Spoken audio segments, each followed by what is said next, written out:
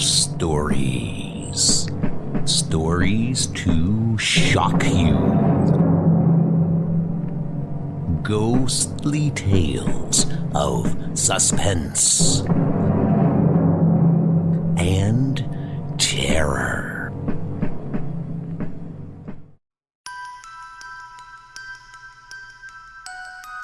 The shade at the window. Jim Cotton got away with the murder of his Uncle Eli. Now, with Uncle's fortune in his possession, he was disposing of the junk.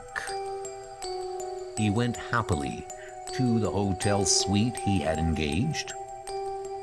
And that was where his happy feeling suddenly was stopped short. Uncle Eli? But you're dead! In the following days, Jim Cotton was possessed of haunting fear. Wherever he went, the face followed him. Then one night, Uncle Eli entered through the window, as big as life, you could say. There followed a coroner's inquest. It would appear Jim Cotton was a suicide. Killed himself with his uncle's gun. As trustee of the estate, I object, Mr. Coroner. That old pistol was sold at the auction. The buyer gave his check. Well, here's a record of the sale to a man named Stone. Stone? Eli Stone. Oh, no. Eli Stone was Jim Cotton's deceased uncle.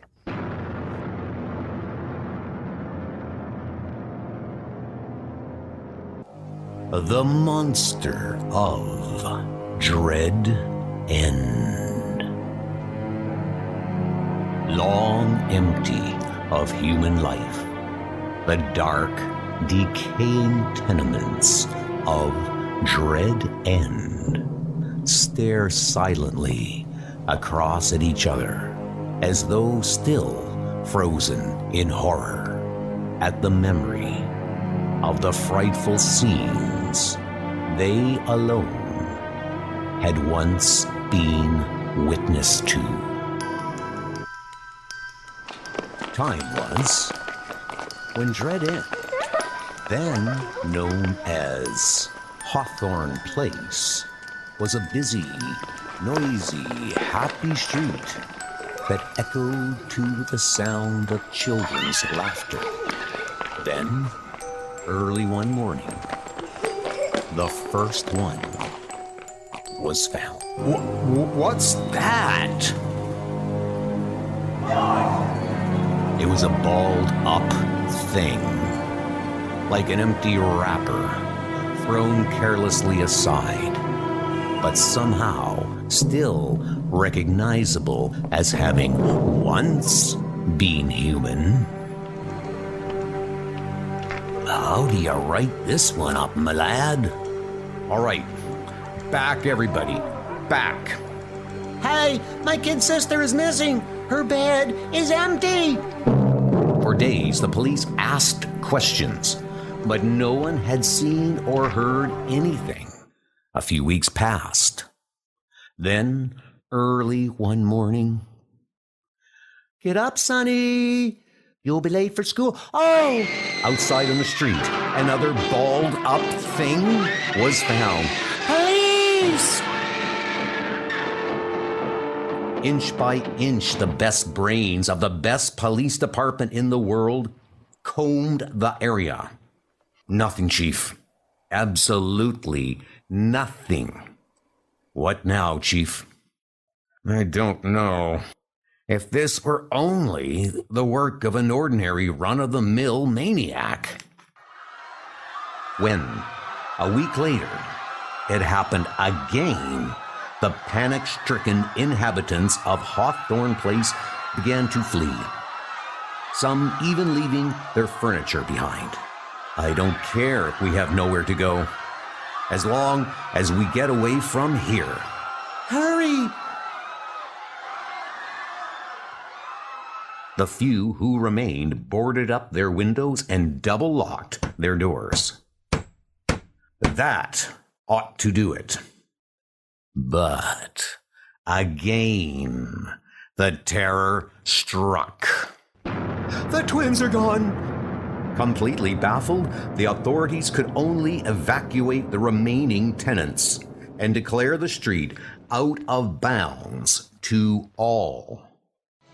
As the years went by, fearful residents of neighboring blocks gradually moved away until finally, Dread End was surrounded on all sides by other silent, empty blocks.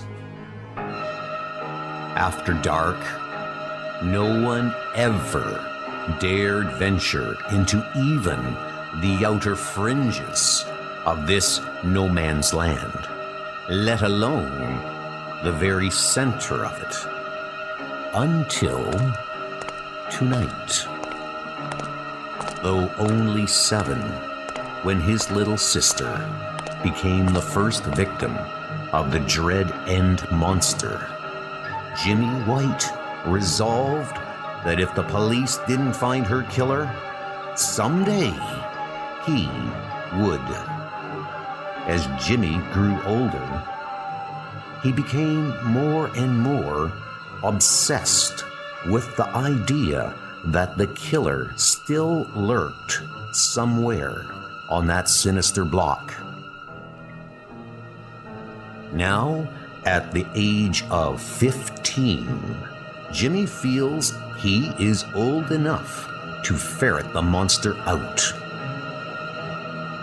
Crouched in the shadows of an alley next to the house he had once lived in, Jimmy begins his lonely and fearful vigil. I wish I could be sure somebody will hear this police whistle. The hours drag by, but no sound disturbs the unearthly quiet of the dead, deserted street. When a faraway church bell tolls the hour of 5, Jimmy stands up to stretch. Dawn in a little while. I'd better be going. Maybe next time. Jimmy stops in mid-stretch, then quickly crouches back into the shadows. His whistle forgotten, Jimmy stares, unable to believe his eyes. Slowly, a giant claw-like hand, followed by a thick, sinuous, lizard-like arm, slithers out of the manhole. Slowly, like a blind boa constrictor searching for something, the hand gropes its way across the street and up the side of a wall, groping, searching. Suddenly, the boy's whistle slips from his trembling fingers and strikes the ground. Quick as a wink, the snake-like arm snaps back into the manhole. It's gone. Now's my chance to run. But it moves so fast. It could shoot out and grab me before I could... Too late. It's coming out again. This time toward me. Slowly, the hand gropes toward the petrified boy. It stops to explore a garbage can. Finding nothing, it crushes the can as though it were tissue. Then, to Jimmy's relief, it turns and gropes its way out of sight. Jimmy watches the repulsive arm continue to flow out of the manhole. It seems endless, but the more that comes out, the farther away the hand is getting. Then a sixth sense warns Jimmy, but too late. The monster has found him. Like a rattler, the claw strikes and closes on thin air. For a while, Jimmy somehow manages to duck and dodge the lightning-like thrusts of the terrible claw, but the end is inevitable. Certain of its prey, the claw hovers. Suddenly, a shattering series of explosions tear the night apart.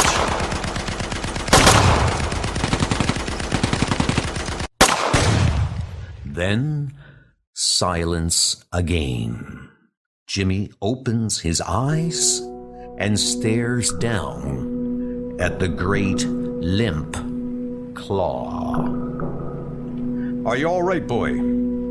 Sorry, we had to let it go so far. But we wanted as much of it out in the open as possible to make sure. You were here all the time? We've been here for years, son. And it might have been years longer if you hadn't shown up. Hey, look. Those large pore-like openings in the palm. It's fed by absorption after crushing its victim. Did you know it was there too? Yes. We'd seen it a few times, but it never came out far enough. Its sense of danger was so acute and its speed so lightning-like, we didn't want to risk only wounding it and letting it get away.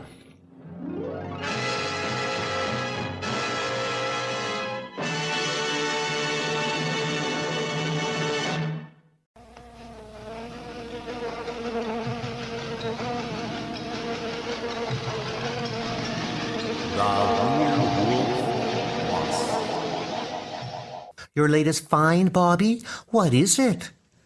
A wasp, Mother, but a very unusual one. There's nothing in any of my insect books that looks like him. This certainly is ferocious looking. Wasps are ferocious, Mother. They're the terrors of the insect world.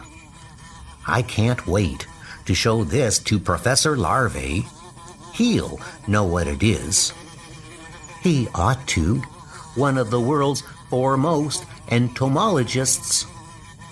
Funny, it seems to grow larger by the minute. I'm going up to the professor's house now, Mother. And don't worry, I'll be home long before dark. Please do, Bobby. I suppose you've heard about another boy disappearing last night? Yes, and as usual, it was a boy from the other side of the tracks. I'm sure all those boys were simply runaways, Mother. It's very unlikely that so many runaway boys would disappear completely. Please be careful. Hi, Bobby. I can guess where you're going. Up to that crazy old Spider-Man's house. Professor Larvae is not crazy, Bertha. Anyone who wears a long overcoat, heavy gloves, and a net over his head all year round, even inside his own house, must be crazy.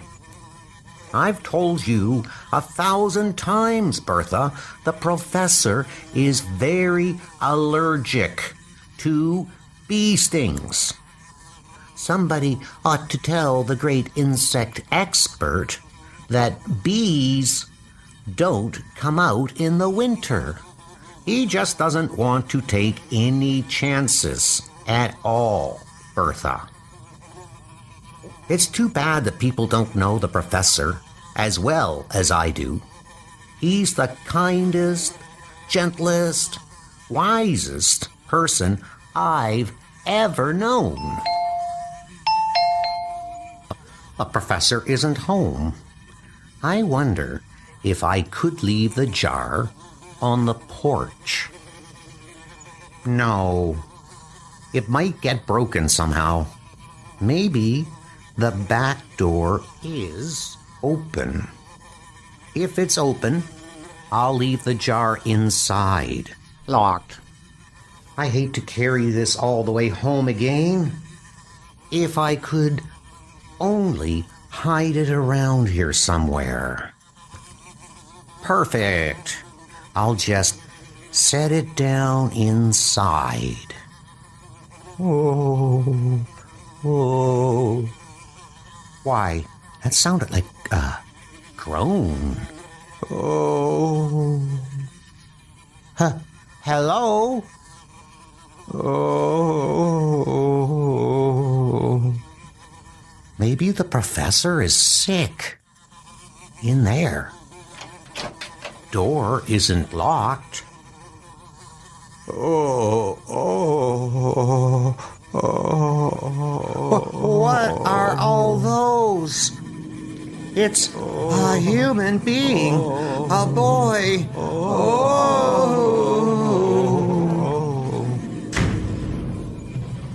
I'm sorry. You blundered into the spider's larder, Bobby. Spider's larder? Oh, I never saw your face before, Professor. Few have, Bobby. And those who did never told about it. Come, Bobby. I'll wrap you nicely. No! The werewolf wasp! No! Don't! No! Got to get help. Those boys may be all alive.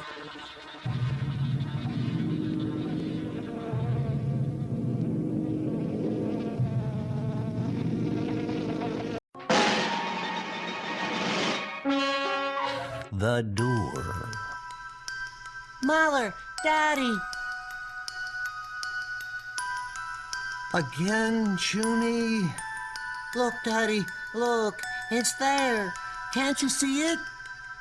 There's no door here, child. You only imagine you see a door here. Daddy is right, dear. It always goes away when you and Daddy come in, Mother. Please believe us, dear.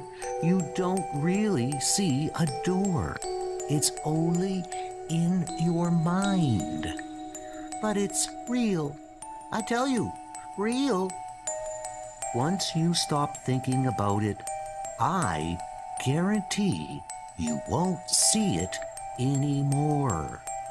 Now go to sleep, dear, and remember, no thinking about that door. I'll try, Mother. I just won't look over there. No, it's worse this way. I feel it might be opening. It was opening. Mother, Daddy. Junie, this is ridiculous. It was opening, Mother. It was opening. Look, Junie, look. There positively is no door there. I know, Mother. I know. I don't even have to look. I'm sure it's not there now. It was never there, Junie. Never, never, never. Really, Junie, Daddy and I are beginning to lose our patience with you. We have every reason to believe you're a healthy, normal girl, Junie. There's absolutely no excuse for this behavior. I'm sorry, Mother. I'm sorry. Once and for all, Junie. Let's have no more of this. I promise, Mother. Good night.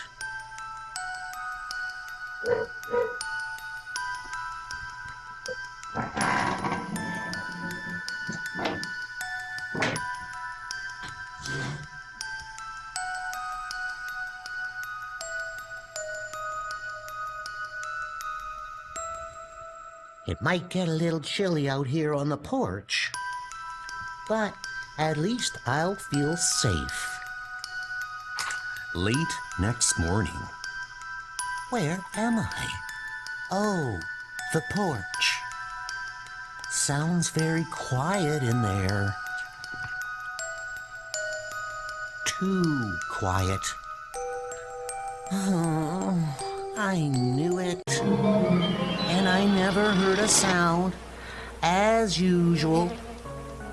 I lose more parents this way. A chair under that knob never did work. I warned them, though. I've always warned them. Oh well, back to the orphanage. To be adopted again, I suppose, because I'm so pretty. If I could only get someone to believe me.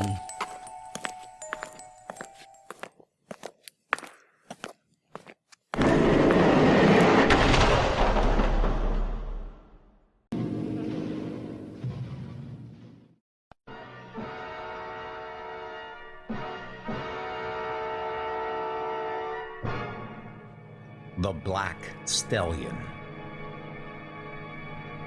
After sneaking away and enjoying an afternoon of totally unsupervised fun, two tired and slightly worried inmates of a summer camp for boys are now wending their weary way home. Only one of those sudden summer showers, Pudge. Probably be over in a few minutes. Well, lucky for us, that old barn is handy. The boys wait and wait. Gosh, isn't it ever going to stop? Are we going to get it for staying out after dark?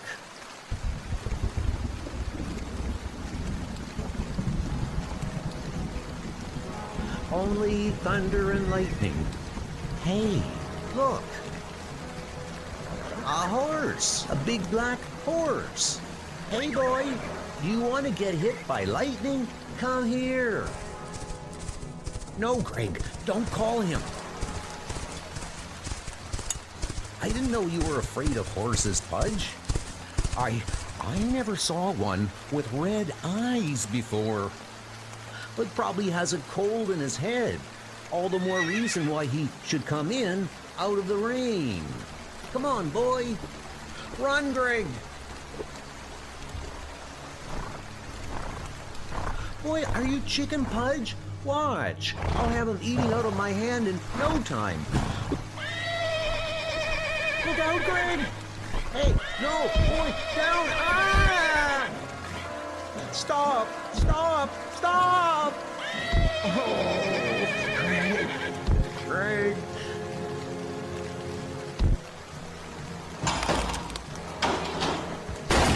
He's kicking the hayloft down. He wants to get me too. Help! Help! Now he's kicking the barn down.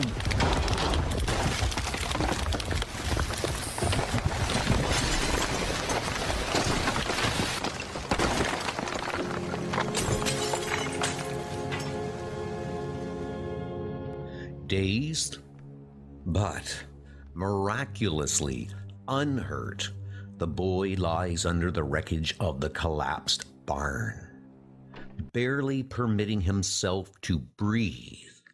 Pudge waits and listens for what seems an eternity. Not a sound. He must have got killed when the barn fell in. Finally, Pudge starts to inch his way through the darkness. I can't stay here forever. The very thought of accidentally touching the dead body of the murderous horse strikes terror in the boy's heart. But he must go on.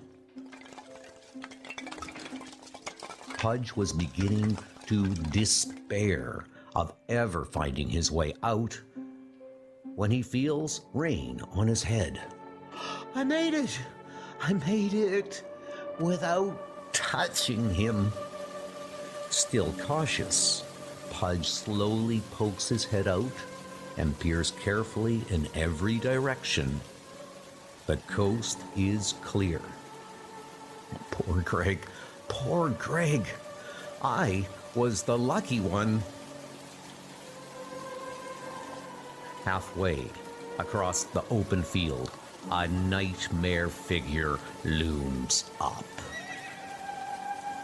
Slowly, as though he knows the boy has nowhere to go, nowhere to hide, the demonic horse moves forward. Help me! Somebody, please help me!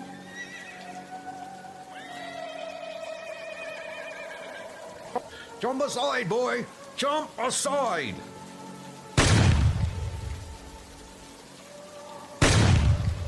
Die, you devil! Die! Die! No! Get away! Ah! Stop! Stop! Then the horse wheels back to Pudge. No! Help! Help! Stumbling blindly along the road, the hysterical boy is picked up by a motorist and taken into town, where he tells his story to the sheriff. The same story he told me on the way in, Sheriff. Sounds sort of fantastic, doesn't it? Sure does. After he calms down a bit, Mary, call his camp and ask them to send somebody for him. I'm going out to that place now. No, thanks. I don't think I'll ever feel like eating again. Later. Greg's body was there, all right, Mary. Killed when the barn was struck by lightning and fell on him. And that's for the record, of course. And the horse and farm boy, Jim? No horse and no farm boy.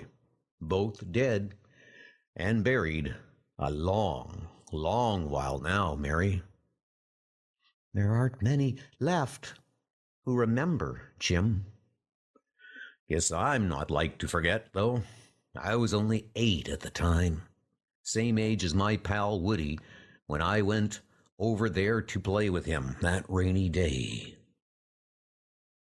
Saw his paw first, lying near the barn. Wasn't much left to look at after that fiend of a horse got through with him. Then, in the field, my friend Woody had put a heavy slug squarely between his eyes. The beast managed to live long enough to kill him.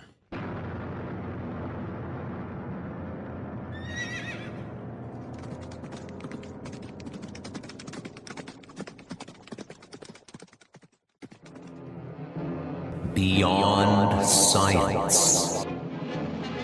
After blastoff, I will explain the principles on which this rocket will reach outer space. space.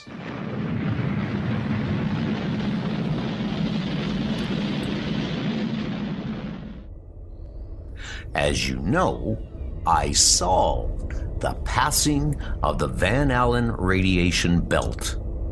But the asteroid zone and the large radiation zone beyond have destroyed all outside space tries. We trust you fully, Professor Ground.